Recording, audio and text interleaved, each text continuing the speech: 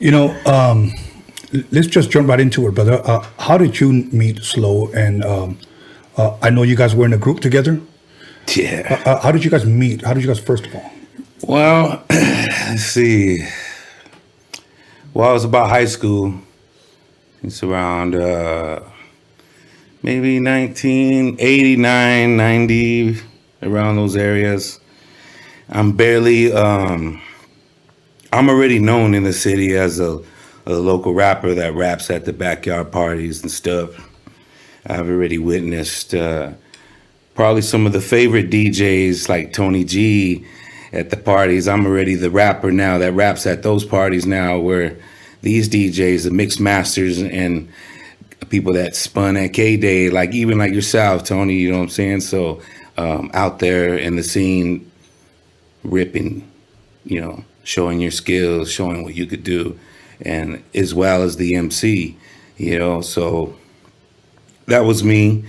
And I seen Slow growing up before I even started rapping. I knew who Slow was. You know, that was Larry Patino.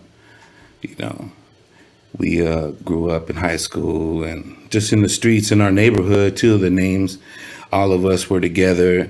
We would see Slow at the basketball court sometimes because we'd be shooting hoop. They'd show up too. We'd shoot some hoop. He was always good on his feet. Okay. So you guys pretty much met growing up, high school. Well, yeah, even before though, you know, he was part of the neighborhood kids that were for like becoming from the neighborhood in the area where I grew up. You know what I'm saying? So hanging with the jocks, that was Slow, you know. But then, you know, gang banging, you know what I'm saying? Like hanging with the hoodlums. Yeah. Because the hoodlums were jocks in high school.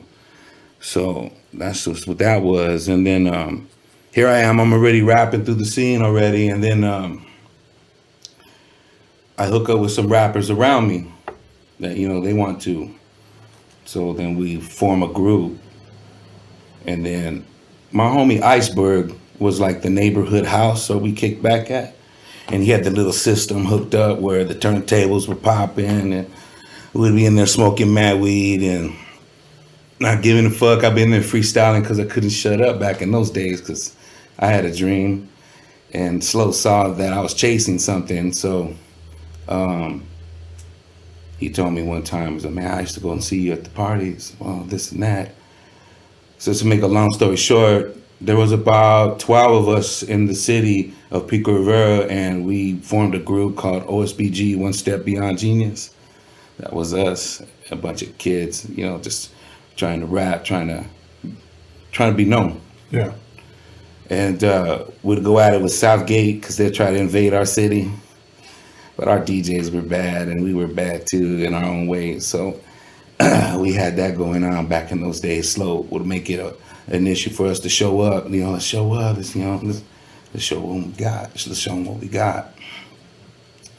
And then we weeded out everybody, formed a smaller group called LCD, Latins Causing Damage.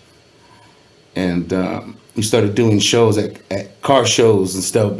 Me, Slow, a guy named Iceberg, and a little guy named ICG. We didn't find Little V from Street Mentality until later. And then one of our boys named Sal brought Little Vern with us. And then we liked him from the start.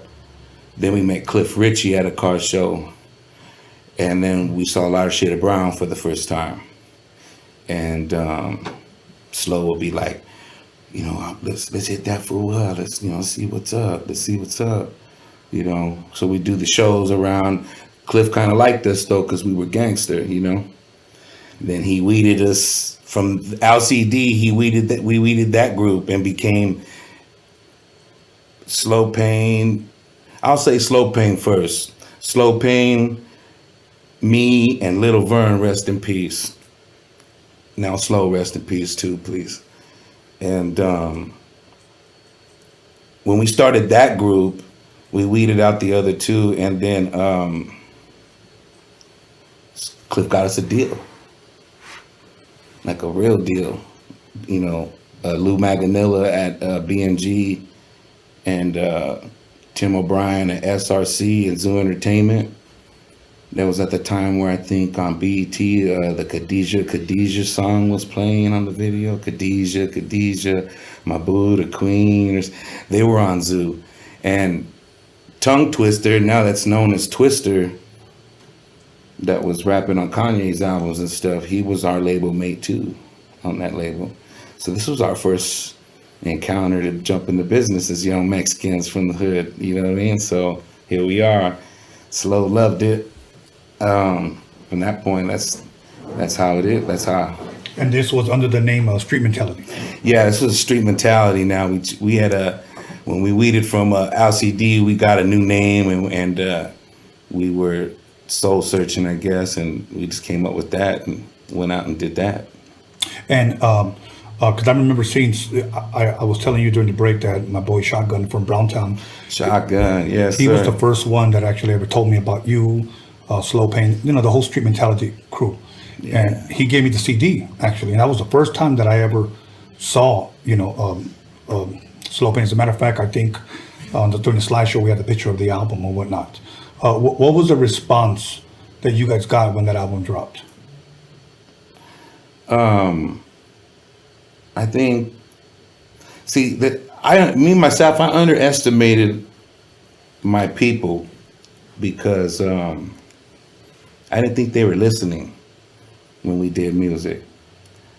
To that point, I really wouldn't know, but I would say that they were listening, and I think we were getting fan mail.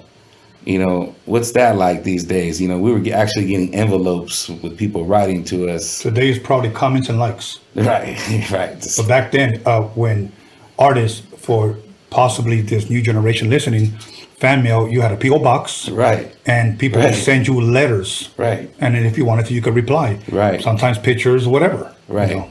And we were all legit. We had our publishing company signed to BMI. We were video. We're probably one of the 5th or maybe 6 Mexicans to get played on BET with a video. We were banned on UMTV Raps. We had a drug deal inside the video. We were watching a TV in the video itself, and the video in the TV was doing a drug deal, and they still banned our video. So we were like, all right, at least we made it to the door. Hello, we're here, Right. So that was a cool experience. And then to see our albums all across the United States, that was a good one, so. That's good. But those that don't know, Slow Pain, his name, it's funny because Slow Pain's name came from Bobby from Lighter Shade of Brown, the DTTX, rest in peace. Another brother that I really loved so much. We were high in his living room. It was me, Slow, and Bobby. Bobby was flipping some samples on the SP1200. Clifford gave him some 45s. Some hot records though, like some hot samples, and Bobby was slowing the tuning down, making them go slower, and making we're having a good time. We were smoking weed, and then I think Slow even took a hit, and Slow don't smoke weed, so he's right there smoking weed, and his name wasn't Slow yet. His name was FBI. That was his name, FBI, fully brown and insane. That was his name. So I was cool with it. I didn't think it needed any pizzazz, but for some reason, Bobby he grabbed the joint from him and goes, "You look like a Slow Pain." And from that point on, I think my brother ran with that, and he became Slow Pain. Like he just heard it, and he just said I'm him. I'm that. Yeah, wow, that's dope. That's something we didn't know. Right. And I'm thankful you're here and letting us know that. Right. And rest in peace to all the brothers out there that were in this game. The name Chicano rap, I wish it was just called rap, or even the Latin, Latin rap, but I guess they have to call us something, so when you see it, it doesn't really it doesn't sound good in the ear, because they don't call it black rap, so it's like, I just wish they would just label us in the rap game, or even Latin rap, if anything. Big Pun, Fat Joe, they're all there, so. You know, since you brought that up, how do you think Slow felt about what you're saying right now? Do you think he would agree with you? You know, to a point, maybe Slow saw it too, but then when Slow, once he was Slow Pain, he knew that the Cholo Stilo was going to be his money maker. Because with that, he knew that that was him.